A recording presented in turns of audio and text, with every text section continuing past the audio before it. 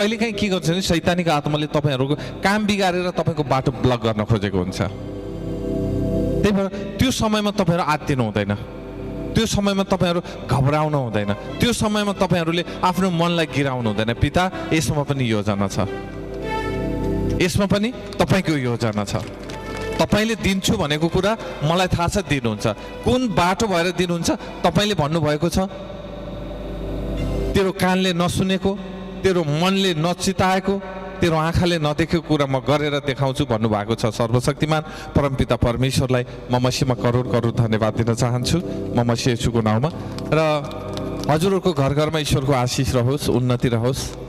केन्द्रमा पनि आउनु होला, म्यामलाई भन्नु होला होइन, म्यामसँग सल्लाह गरेर तपाईँहरू आउनु होला। कुनै न कुनै दिन एक दिन मिलाएर आउनुहोस्, किनकि ईश्वरमा हरेक कुराहरू महिमा छ, बुझ्नुपर्छ, जान्नुपर्छ। हामी त सधैँ घरको काम, यताको काम, खेतको काम गर्दा गर्दै जिन्दगी यसरी गुज्रिरहेछ। कहिलेकाहीँ परमेश्वरलाई टाइम पनि दिने गर्नु होला। सर्वशक्तिमान परमपिता परमेश्वरलाई म मसीहमा करोड करोड धन्यवाद दिन चाहन्छु म मसीह येशूको नाउँमा।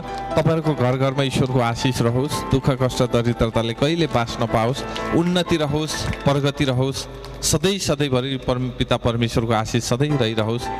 तपाईँहरूका नाना नानी, काका काकी, मामा भाइ बत्ती जो कोही पनि घरदेश भएर परदेश हुनुहुन्छ नि उहाँको जीवनमा पनि परमेश्वरले भरपूर्ण आशिष दिइसक्नुभयो। आज सुसमाचार पाइसक्नुभयो, तपाईँहरूले आजै सुसमाचार पाइसक्नुभयो भन्दै तपाईँहरूका ती दुई आँखाबाट रोग शोक कष्टको आँसु कहिले नआओस्, आँसु आओस् त खुसीको आँसु आओस्।